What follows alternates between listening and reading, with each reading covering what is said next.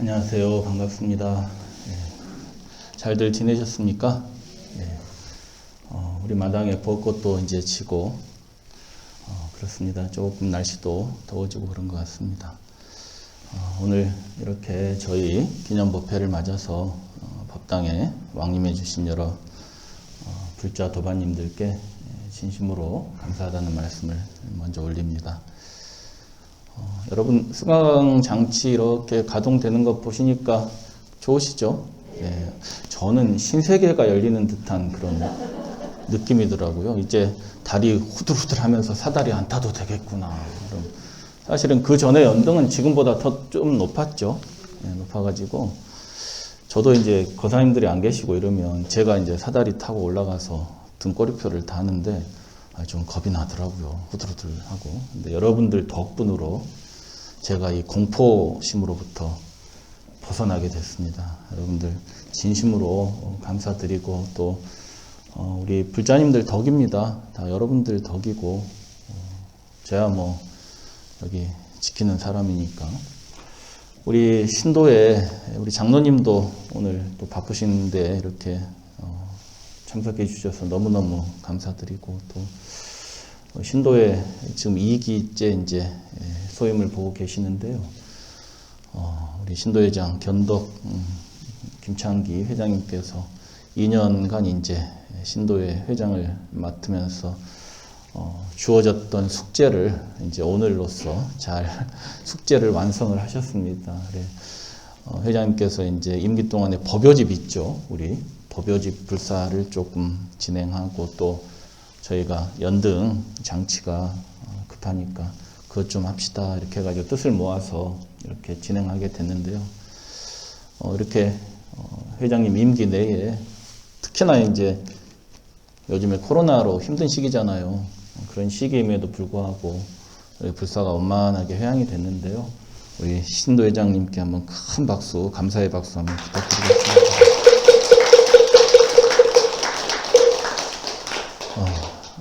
우리가 사찰이 나날이 좀 발전하는 모습이 좋죠. 그래서 연등 숫자도 좀 늘리다 보니까 1250개예요. 여러분들 예불문에도 1200제대 아라한 나오죠. 금강경에도 1250 비구 대비구 스님 나오죠. 그래서 이건 바로 부처님께서 영흥사 우리 불자님들이 다 아라한이 될 것이라는 수기가 아닌가. 제가 이건 숫자를 딱 맞춘 게 아니에요. 어떻게 하다 보니까 저희 법당 구조에 가장 잘 맞는 숫자를 하다 보니까 그 숫자가 달린 거예요. 그래서 저도 참으로 부처님의 큰 가피가 아닐까. 여러분들이 이제 모두 성불 하셔야 되고 다들 아라한이 되셔야 된다는 그런 이제 숙제를 가지셨다 생각하실 필요가 있을 것 같아요. 모두 열심히 정진하셔서 아라한이 되실 거죠? 특히나 또 오늘 또 훌륭한 불사도 회양하게 됐고 이제 밖에 우리 모셔놓은 관세음 보살님이 해수관음이신데 벌써 이제 두 번째 생신을 맞이하셨어요. 그래서 우리나라 사찰 중에 영흥사라는 이름을 가진 사찰은 저희 영흥사밖에 없어요. 유일무이한 사찰입니다. 사찰 이름이 보통 이렇게 많거든요. 한 이름을 같이 쓰는 사찰이 의외로 많아요. 찾아보면 뭐 많은데 우리 영흥사는 정말로 한국에서는 우리밖에 없어요. 사찰 이름을 가진 사찰이. 이 영흥사라는 이름이 지어지게 된 건 저희 은사 스님께서 지으셨어요. 저희 은사 스님께서 절 이름을 영흥사로 했으면 좋겠다. 그래가지고 이제 영흥사로 짓게 됐고 그렇게 이름을 짓게 된 연유는 바로 이제 밖에 모셔져 있는 해수관음을 베트남에서 모셔왔죠. 베트남 다낭에서 모셔왔는데 그 다낭에 있는 영흥사 이름하고 똑같이 지으신 거예요. 그 베트남 다낭 여행 가보신 분은 거기 다 들르시죠. 거기 가면 해수관음이 한 80여 미터 정도 되는 우리 그러니까 밖에 있는 해수관음을 엄청나게 확대해 놓은 그런 크기겠죠. 거의 뭐 100여 미터 가까운 크기의 해수관음이 그 다낭 그 해변에 반도인데 거기 이제 영흥사라는 사찰에 우뚝하니 서 계셔요. 그래서 이제 저희 스님께서 성지순례를 가셨다가 다낭의 영흥사의 성지순례를 가셨는데 그 해수관음이 모셔지게 된 그 이야기, 그 유래, 그리고 영흥사가 다낭의 영흥사죠. 다낭의 영흥사가 이렇게 사찰이 만들어지게 된 유래를 들으시게 된 거예요. 근데 너무나 큰 감동을 받으셨대요. 그래서 이제 그 나중에 한국에 절이 하나 생기게 되면 내가 이름을 영흥사로 하리라 이렇게 이제 마음을 먹으셨고 마침 이제 제가 이렇게 인천 지역에 포교를 하러 나오게 되면서 사찰 이름을 영흥사다 이렇게 짓게 된 겁니다. 저희 스님께서 어떤 이야기를 듣고 감동을 받으셨는지 궁금하시죠? 여기 이제 아시는 분은 다 아실 거예요. 근데 아마 모르시는 분도 몇 분 계실 것 같은데 저희 스님께서 이제 다낭의 영흥사를 참배하시고 그 사찰이 만들어지게 된 유래, 그 해수관음이 모셔지게 된 유래를 들으셨는데 베트남 같은 경우도 우리나라처럼 이렇게 사상, 공산주의와 자본주의로 이렇게 해서 분단이 됐었죠. 그래서 우리와 똑같은 분단의 아픔을 겪었었고 베트남 같은 경우에는 월맹이 통일을 했죠. 공산당이 통일을 하면서 이제 월남에 있던 많은 사람들이 보트피플이 된 거예요. 그러니까 이제 공산주의가 통일하게 되면 많은 사람을 또 죽이겠죠. 반대 진영에 있는 이제 많은 사람을 죽이게 되니까 그 반대 진영에 있었던 월남에 많은 사람들이 배를 타고 이제 살기 위해서 이제 도망을 친 거죠. 그리고 보트피플이라 그랬죠. 배를 타고 도망쳐가지고. 근데 그 사람들이 배를 타고 도망치다가 그 올맹군에게 총에 맞고 또 태풍을 만나서 수없이 많은 사람들이 이제 죽었죠. 배에서 이제 탈출을 제대로 못한 사람들은 다 바다에 빠져서 죽었는데 거기 다낭 지금 영흥사가 있는 앞바다가 반도다 보니까 그 반도에 시체들이 수십만 구가 정말로 수십만 구가 떠내려와서 거기 다 모여 있었다는 거예요. 여러분들 얼마나 참혹했겠습니까? 저희도 분단의 아픔을 겪고 있기 때문에 저희에게도 있을 수 있는 일이죠. 장담할 수 없죠. 근데 그 보트피플 중에 한 사람이 살아남아가지고 살아남은 중에 한 사람이 미국에 이제 이를테면 난민이 된 거죠. 난민이 됐지만은 거기서 정착을 잘 하셔가지고 아주 많은 그 사업을 하셔가지고 크게 돈을 벌으셨어요. 그래서 그 분께서 이제 보트피플 사망하신 그 수많은 사람들의 원혼을 이제 달래시고자 그 영흥사 있는 다낭의 그 반도에다가 절을 이제 본인이 버신 돈으로 절을 만든 거예요. 절을 만들어서 그 많은 사람들을 이제 위로하기 위해서.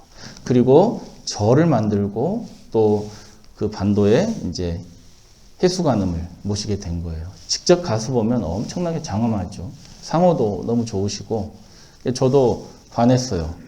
저도 반했는데 그래서 이제 해수관음을 모시고 그렇게 해서 그런 연유로 해서 그렇게 이제 영흥사가 창건이 됐습니다. 그래서 저희 스님께서 그 얘기를 들으시고 한국의 사찰이 새롭게 만들어지면 그런 우리나라와 베트남의 그런 분단의 아픔을 생각하시고 또 그 많은 사람들의 그런 자비, 많은 사람들을 위로하는 그 자비심의 발로 이런 생각을 가지시고 이제 영흥사다 이렇게 이름이 지어지게 된 겁니다.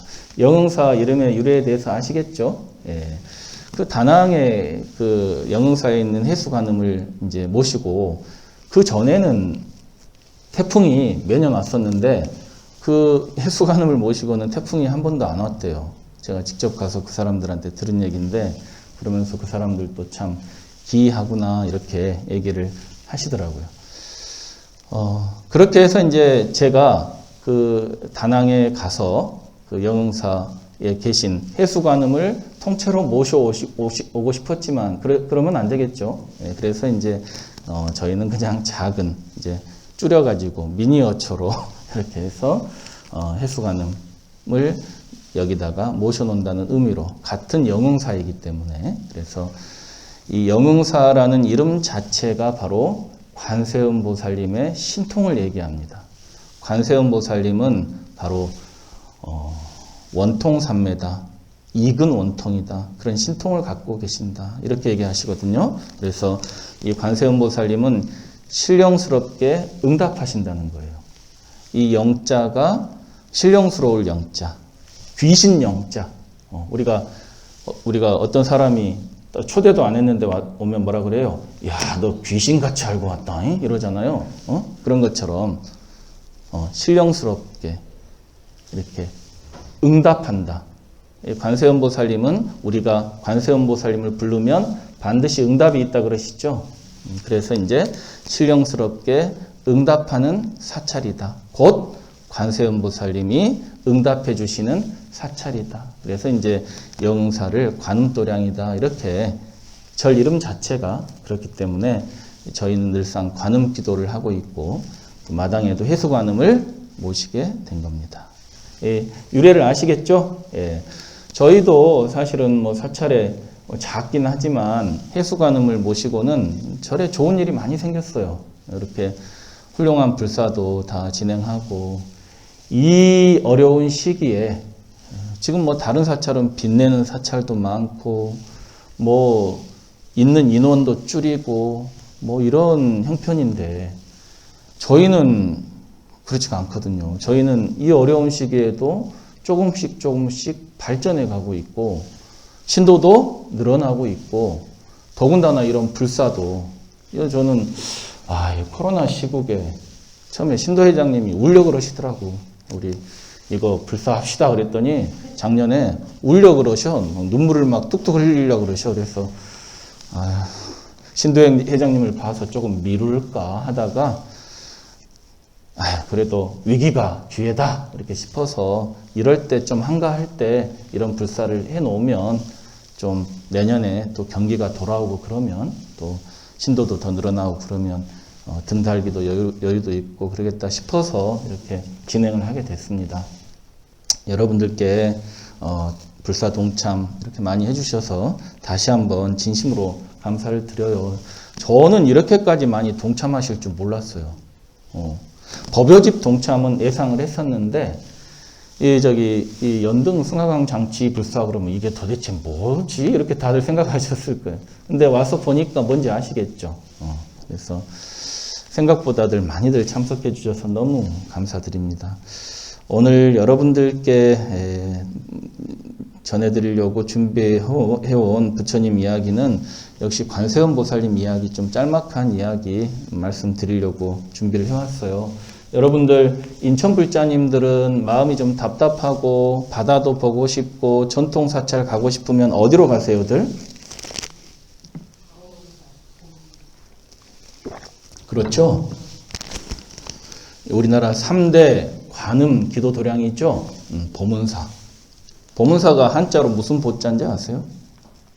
너를 보자에다가 문문자죠. 그래서 보문시연, 관세음보살님이 보문시연 하신다 그랬죠. 우리가 연불할 때 나무 보문시연 이렇게 하죠. 너른 문으로 다 놔두신다는 뜻이죠. 그러니까 평등함, 관세음보살님은 차별하지 않으시고 만중생에게 다 놔두신다는 뜻이에요. 그래서 보문이다, 이런 별명이 있으신 거예요. 보문사 이름은 알고들 다니셨어요? 보문사는 그럼 누가 만든 절인지는 알고 다니셨어요? 예? 누가 만든 절이라 그래요? 예? 회정스님, 회정대사. 고려시대 때 회정대사라는 스님께서 만드신 절이에요. 창건하신 절이에요. 물론 이제 신라 때 창건했다는 그런 이야기도 있는데, 보다 정확한 건 이 회정스님이 창건주가 맞다는 거예요. 시대적인 문제가 조금 있을 수는 있는데, 근데 회정스님께서 어떤 인연으로 보문사를 창건하셨느냐. 회정스님이 관세음보살님을 친견하시고 관세음보살님의 진신을 친견하시고, 그러고 나서 그 기도 가피력으로 만드신 사찰이 보문사라고 그래요. 회정스님이 관세음보살님을 그럼 어떻게 친견 만나셨냐? 여러분들도 관세음보살님 만나면 좋겠죠. 만나면 뭐 해달라고 이제 관세음보살님은 모든 걸 다 이룰 수 있는 분이니까 이것도 좀 해주시고 저것도 좀 해주시고 부탁할 게 상당히 많은데요. 회정스님이 젊은 시절에 젊은 스님일 때 이제 출가해서 얼마 안 됐을 때 정말로 큰 신심을 갖고 이 관세음보살님을 내가 진신을 친견해야 되겠다 이런 원력을 가지시고 천일기도를 열심히 하셨다 그래요. 대비주를 무려 30만 독이나 하실 정도로 그렇게 열심히 하셨는데 천일이 다 되도록 관세음보살님을 친견을 못한 거예요. 그래서 좀 초조한데 마지막 날 꿈에 관세음보살님 같은 그런 하얀 옷을 입은 어떤 부인이 나타나가지고 스님 저기 금강산에 어디에 가보면은 어떤 분이 계실 겁니다. 그분을 찾아가면 관세음보살님을 친견할 수 있을 겁니다. 이렇게 얘기를 한 거예요. 꿈속에. 그래가지고 이 스님이 이제 천일기도를 마치고 바랑을 짊어지고 금강산을 가셨다는 거예요. 그게 지금의 양구 지역이에요. 양구. 강원도 양구. 거기 이제 깊은 산골인데 그냥 산 넘고 물 건너고 막 고생 걸어서 그 꿈속에 부인이 얘기했던 그 장소에 가니까 아니 뭐 동굴이 하나 있는 거예요. 동굴이. 그래서 그 동굴 앞에서 계십니까 물어봤더니 누군가가 딱 한 어르신이 나와. 노인이 한 분 딱 나오셔가지고 아니 젊은 스님이 이 깊은 산골까지 무슨 일이야 그랬더니 이 스님이 제가 사실은 관세음보살님을 친견하기 위해서 천일기도를 했는데 꿈속에서 이렇게 선몽을 하셔가지고 이 자리에 오니까 어르신이 계셔서 이렇게 제가 반갑습니다 이렇게 얘기하니까 그 어르신이 하는 얘기가 아니 젊은 스님이 신심이 정말 약하네. 그런 신심으로 무슨 관세음보살님을 만나나? 그러면서 천일기도 해갖고 무슨 관세음보살을 만나? 만일은 해야지. 만일은 해야 관세음보살을 만나지 무슨 천일 갖고 만나? 이러면서 이제 탁 나무라는 거예요. 우리 보살님들 중에서도 천일기도 오늘 끝났다고 케이크도 올리시고 그런 분이 있던데 천일기도 갖고는 어림도 없어. 만일은 해야지. 그래가지고 저기 노인네가 알았어요. 알았어. 내가 이 밤이 어두워졌으니까 일단 여기서 하룻밤 자고 내일 아침에 내가 그 친견할 수 있는 그곳으로 내가 알려줄 테니까 하룻밤 자라고. 그래서 이제 그 하룻밤 자고 그러고 이제 그 다음날 노인네가 가르쳐주는 그 장소로 또 갔어요. 산을 몇 개 넘어서 금강산 만폭동에 그쪽으로 갔어. 갔더니 그 자리에 가니까 어느 움막이 하나 있는 거야. 초가집이. 그래서 이제 이 회장스님이 문을 이제 살인문을 두드리면서 계십니까 하면서 이제 또 불렀어요. 그랬더니 누구세요? 이러면서 웬 젊은 아가씨가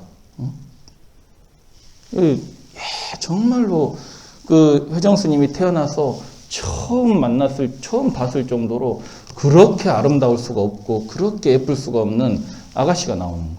그래서 아니 깊은 산중에 무슨 이런 아가씨가 있나 이러고 이제 해서 아니 이제 그 아가씨가 이제 물어봐 스님한테 아니 스님 젊은 스님이 깊은 산중까지 무슨 일이십니까? 그러니까 이제 앞에 사정 얘기를 다 했어요. 왜 여기 아가씨 말고 다른 분은 안 계십니까? 보살님 말고 애기보살 말고 다른 분은 안 계십니까? 그러니까 저희 아버지가 같이 삽니다. 저희 아버지가 같이 사시는데 지금 나무하러 가시고 좀 이따 오실 겁니다. 이러는 거예요. 그래가지고 회장스님이 목이 너무 마르잖아요. 그 먼 거리를 걸어오다 보니까 그래서 목이 너무 마른데 물 한 잔 주실 수 있습니까? 그러니까 이제 이 보살이 애기보살이 물을 떠다 줬어.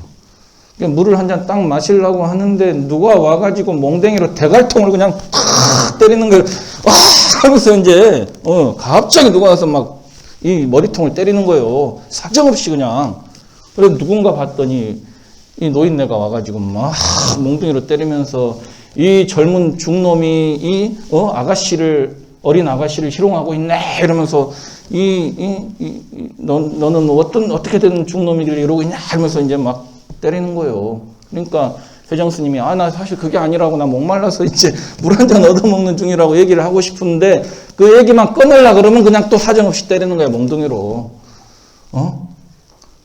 이놈 어떻게 된 중이길래 젊은 아가씨를 추행하고 희롱하고 이러고 있냐고 막 이제 뭐라 하니까 계속 얘기하다가는 뭐라 했다가는 계속 맞을 것 같아, 죽을 때까지. 그래서 이제 아이고 어르신 제가 잘못했습니다, 정말 잘못했습니다 이러면서 이제 제가 정말 죽을 죄를 졌습니다. 그러니까 그때서야 이제 매를 멈추는 거예요. 이게 참 중요해요. 매 맞을 때는 가만히 있는 게 제일 좋지. 잘못했습니다 할 때 하는 게. 근데 그래가지고 이제 너는 젊은 스님이 깊은 산중까지 무슨 일이요? 이제 노인네가 또 무슨 일이냐고 물어봤어요. 그랬더니 회정 스님이 얘기를 해요. 제가 이러고 저러고 해서 여기 오면 관세음 보살님을 친견할 수 있다고 해서 제가 관세음 보살님 친견을 위해서 오로지 그 마음 하나로 어르신을 만나러 왔습니다 하니까 또 그 말 떨어지가 무섭게 그냥 또 두려 패는 거예요. 네 같은 놈이 네같이 이렇게 희롱이나 하고 네같이 이렇게 추행이나 하는 놈이 무슨 관세음 보살님을 친견하냐고 또 그냥 두드려 패는 거예요. 가만히 있다 마저 죽을 것 같아. 그래서 어르신 제가 정말 잘못했다고, 정말 잘못했다고.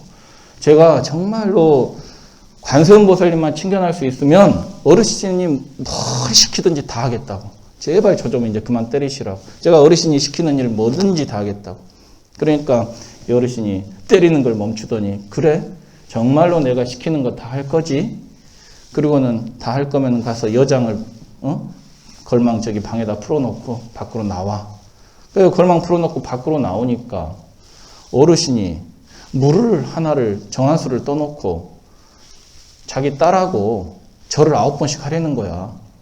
그래서 아니 어르신 나 관세음보살 친견하고 싶다고 얘기했는데 왜 여기 저기 정한수 떠놓고 딸하고 절을 하라 그럽니까? 그러니까 이 산중에 남자가 없어. 내 딸하고 결혼해. 그러면 내 딸이 결혼을 시키고 싶어도 남자가 없어. 그러니까 결혼해. 결혼하면 내가 관세음보살 친견시켜준다. 그러니까 이제 회정스님이 아니 내가 그래도 이렇게 큰 마음으로 좋은 집안에 태어나서 좋은 집 교수도 내가 다 싫다고 하고 중이 돼가지고 오로지 관세음보살님을 친견하겠다는 그 일념 하나로 지금껏 모든 유혹을 다 뿌리치고 살아왔는데 아니 지금 저한테 결혼을 하라니요? 라고 따졌단 말이에요. 그러니까 또 어르신이 몽둥이를 들더니 또 대글박을 그냥 또 사정없이 막 때리는 거야. 또 그냥 뭐 대답할 틈도 없이 이런 거짓말쟁이, 이런 사기꾼 같은 놈. 좀 전에는 내가 시키면 뭐든지 다 한다고 하더니 결혼을 안 해? 이런 거짓말쟁이. 네가 무슨 스님이야? 이러면서 또 사정없이 막 죽을 때까지 때리는 거야. 그러니까 혜정 스님이 이제 맞다 지쳐가지고 그러면 어르신이 정말로 관세음보살을 친견시켜 준다 하니까 그럼 내가 한번 생각해 보겠소. 그래가지고 이제 정말로 울며 겨자 먹기로 이제 결혼을 한 거예요, 아가씨하고. 그래 놓고는 아니 이거 와가지고 물 한 잔 얻어먹고 맞은 기억밖에 없고 그러고는 신방을 차렸어, 그날 저녁에. 그래가지고 아가씨하고 이제 보살하고 둘이 신방을 차려서 있는데 한쪽에 웅크리고 앉아가지고 내가 천일 기도를 하고 이렇게 어렵게 관세음보살을 만나러 왔는데 내가 이 지경이 되다니 마음이 얼마나 슬퍼요. 정말 울적하지. 그래가지고 보살하고 있으면서도 멀찍이 떨어져가지고 그러고 있었어. 그러니까 이 애기보살이 스님 엎질러진 물이요. 물 다 엎질러졌는데 이제 그만하고 제가 스님 잘 이제 수행할 수 있도록 내가 옆에서 돕고 할 테니까 이제 그만 포기하세요. 그랬단 말이에요. 그러니까 이제 회정 스님이 아이고 이렇게 아름다운 여인이 또 이렇게 성품도 좋고 말을 하면 입에서 향기가 났다 그래요. 입에서 향기가 나. 그 애기보살한테. 그래가지고 아이고 그래 이제 어차피 엎질러진 물 부부간에 정이나 나누자. 그래가지고 이불 속으로 들어갔어. 그래가지고 신방이니까 이제 뭐 좀 떠듬떠듬했겠죠. 떠듬떠듬 하다가 이러고 하다가 갑자기 그냥 놀래가지고 회장 스님이 벌떡 일어나는 거예요. 어이구 하면서 여자가 아니었다는 거예요. 고녀라고 아셔요? 생식기가 없는 고녀였단 말이에요. 그러니까 회장 스님이 어때요 이제? 결혼을 해서 엎질러진 물이라 이제 부부간에 연을 맺고 잘 살아보려고 했더니 이건 뭐야 이제 고녀란 말이에요. 그러니까 이제는 자기 신세 한탄이 어때요? 말도 못하겠죠. 그래가지고 이제 그래도 그 보살이 애기 보살이 달래가지고 스님 그래도 어쨌든 제가 잘 스님을 보필하겠습니다. 그러니까 마음을 좀 내려놓으시고 함께 합시다. 그래가지고 이제 거기서 살았다는 거예요. 부부간에 연을 맺고. 부부지만은 참 부부는 아니지. 그러고 있는데 이 애기보살 아버지, 이 노인네가 성격이 개팍해가지고 일을 그냥 너무너무 힘든 일을 너무너무 무지막지하게 시키는 거예요. 매일매일 나무하고 그걸 갖다가 그 멀리까지 장에 가서 내다 팔아서 그렇게 하는데 이건 말이 사위지 이 노인하고 이 딸의 머슴이야 머슴 사는 게 너무너무 힘든 거예요. 그걸 갖다 1년을 버티고 이제 걸망을 싸서 그냥 갈까 관세음보살 친견 해준다더니 그 친견은 고사하고 지금 사람을 갖다가 이 중노동을 시키니 살 수가 없어.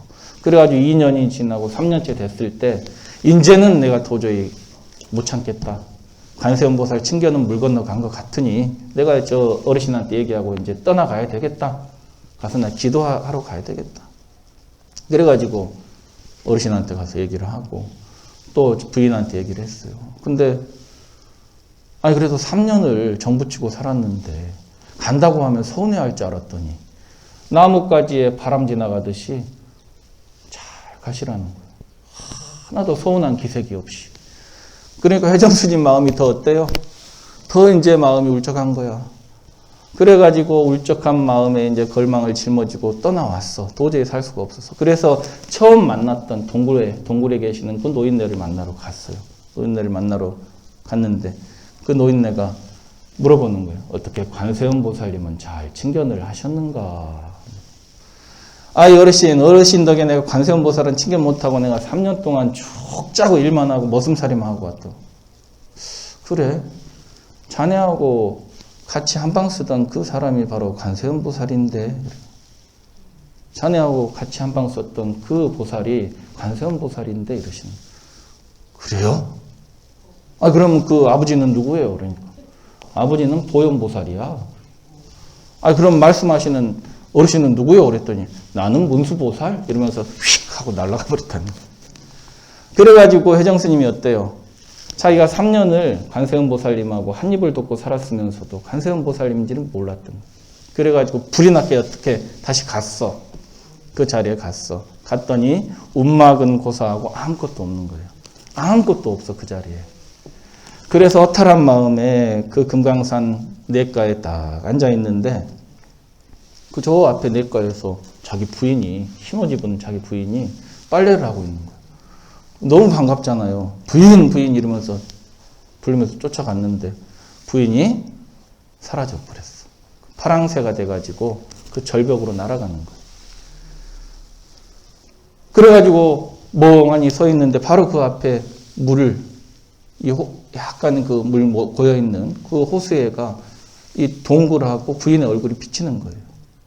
지금도 그 호수가 금강산에서 이렇게 계곡에 영아지라고 관세음보살님이 비친 그런 못이라고 해가지고 영아지가 있는데 거기에 이제 관세음보살이 비치니까 위에를 탁 보니까 위에 동굴이 하나 있는 거예요. 그래서 기어서 올라가서 그 동굴 안에를 들어가 보니 관세음보살님이 모셔져 있는 거예요.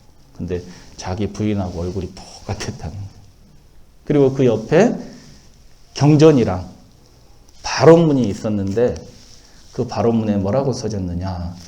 나는 신라의 스님 보덕이라는 스님인데 나는 관세음보살님을 친견하기 위해서 이 동굴에서 열심히 천일 기도를 만일 기도를 정진하리라 하는 발언문이 써져 있는 거예요. 그래가지고 그걸 보고 이러고 잠깐 졸려서 잠이 들었는데 꿈에 자기 부인이 나타나서 하시는 얘기가 스님은 전생에 신라 때 보덕 스님이셨습니다. 500년 후에 그 수행한 그 발언한 공덕 인연으로 이 생에 이렇게 또 오셔서 이렇게 기도를 하고 수행을 하시고 계시니 이제는 마음 흔들리지 마시고 열심히 제가 옆에서 항상 지켜드릴 테니까 정진하십시오. 이렇게 이제 그러셨다. 그래서 이 회정 스님이 관세음보살님을 친견하고 어때요?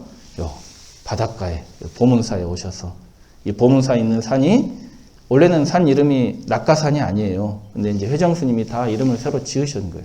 낙가산이라고 지으시고 이름도 보문사다 이렇게 지어서 절이 이제 창건이 됐다는 거예요.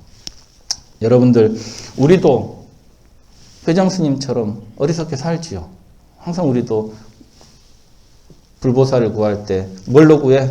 상으로 구해. 상으로 구해. 모양으로 구한다고. 모습으로 구한다는 거예요. 그리고 내가 이 뭔가에 고집을 해.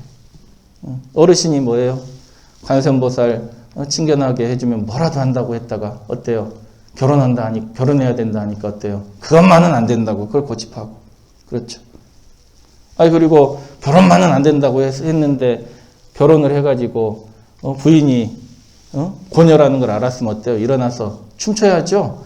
야, 내가 계율도 지키고 결혼도 하고 엄청나게 내가 팔자 폈다 이러고 춤춰야 되는데 우리는 그렇지가 않다는 거예요. 인생을 살면서 우리도 어머니가 계실 때는 어머니 때문에 힘들어 죽겠다 그러고 어머니가 안 계시면 어때요? 아이고 우리 어머니 보고 싶어 죽겠어요. 살아있을 때 잘할 걸 그랬어요. 자식이 없을 때는 어때요? 자식 하나 있었으면 정말로 좋겠다. 자식만 원한다 이러다가 자식 딱 생기면 어때요? 저 왼수가 어디서 왔을까? 그런다.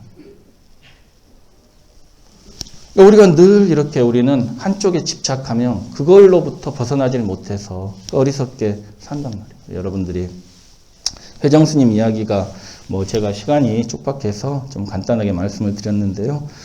그런 이야기를 통해서도 우리가 사실 어떤 수행에 나아가는 그런 방법이라든지 마음가짐에 대해서 좀 알 수 있을 것 같습니다. 조금 깨친 바가 있으세요? 예. 끝으로 우리가 오늘 관음보살 2주년을 기념해서 479쪽 백화도량 발언문, 우리가 회정스님이나 보덕스님처럼 백화도량 발언문을 함께 읽으면서 오늘 관음 2주년을 기념하고요. 이제 읽고 내려가서 479쪽입니다. 읽고 내려가서 밑에서 관세음보살 임전에 공양 올려드리고 우리가 불공하고 마치도록 하겠습니다.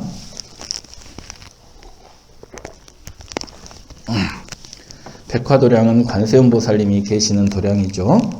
바로 영흥사가 백화도량이죠. 여러분들은 작은 소리로 읽어주시기 바랍니다. 백화도량 발언문. 머리를 조아려 귀하나이다. 본사 관음 대성의 대원 경지를 관찰하옵고 또 제자의 성정 본각에 계신 본사께서 수월로 장엄하신 무진상호를 관찰하옵고 또한 제자의 공화 같은 유루 형태의 의보와 정보를 관찰하오니 밝고 더럽고 괴롭고 즐거운 차이가 있나이다. 이제 관음보살의 대원 경지 가운데 있는 제자의 몸으로 귀명 정례하오니 제자의 거울 가운데 계신 관음대성이 소리를 바라사 가피를 입혀 주옵소서. 바라옵건대 제자는 세세생생의 관세음을 일컬어 본사로 삼때 보살이 아미타 열애를 이마에 이고 계신 것 같이 제자 또한 관음대성을 이마 위에 정대하고 10원 육향과 천수 천왕과 대자대비를 모두 균등하게 지니며 이 세상과 저 세상에서 몸을 버리거나 몸을 받는 곳마다 그림자가 형상을 따르는 것 같이 항상 보살의 설법을 듣고 참된 법을 널리 퍼뜨리며 법계 안에 모든 중생이 다 함께 대비주를 외우고 보살의 명호를 염하여 다같이 원통삼매의 성품바다에 들어지이다. 또 바라옵건대 제자의 이 몸이 다할 때 대성께서 광명을 놓으셔서 모든 두려움을 떠나 마음이 편안하게 해주시고 잠깐 사이에 백화도량에 화생하여 여러 보살님들과 함께 바른 법을 듣게 하소서. 법류수에 젖어들어 찰나찰나 사이에 심성이 더욱 밝아져서 열의 무생법인을 깨달아지이다. 지극한 마음으로 관음 대성에게 귀명 정례하나이다. 마하반야바라밀 나무 석가 문입을 모두 성불하시기 바랍니다. 감사합니다.